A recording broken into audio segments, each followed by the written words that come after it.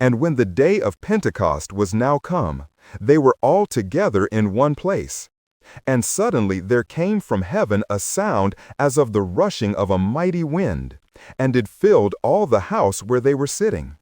And there appeared unto them tongues parting asunder, like as of fire, and it sat upon each one of them.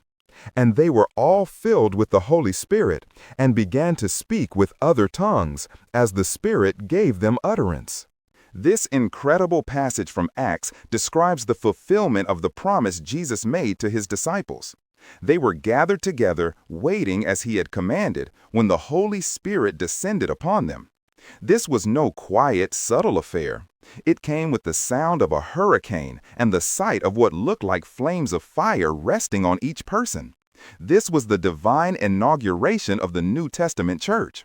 The speaking in other tongues was the immediate evidence of this indwelling, a miraculous sign that enabled people from many nations to hear the good news in their own language. This event was not the destination, it was the ignition. God was providing the spiritual power, the divine electricity that the church would need to carry the light of the gospel from Jerusalem to the ends of the earth. It was the moment the followers of Christ were equipped for a supernatural mission. Let me tell you a story to illustrate this. In a small, isolated mountain town in Appalachia, the people had always relied on an old, sputtering diesel generator for their power. The lights would often flicker, and they couldn't run much more than a few bulbs and a refrigerator at a time. The local health clinic couldn't operate modern diagnostic tools, and the small workshop couldn't use powerful equipment.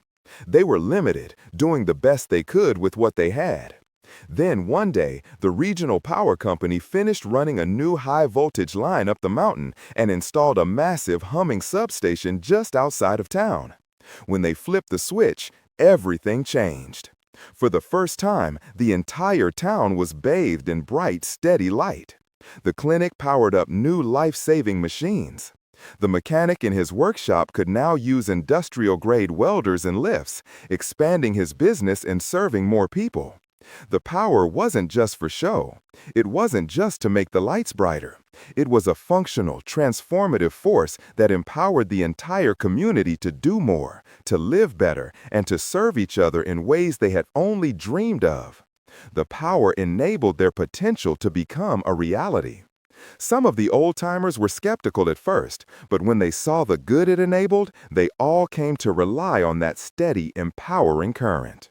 The moral of this story is this: the Holy Spirit is the Christian's power source. Before Pentecost, the disciples were like that town with a weak generator. They had the truth, but they lacked the power to proclaim it boldly and effectively to the world.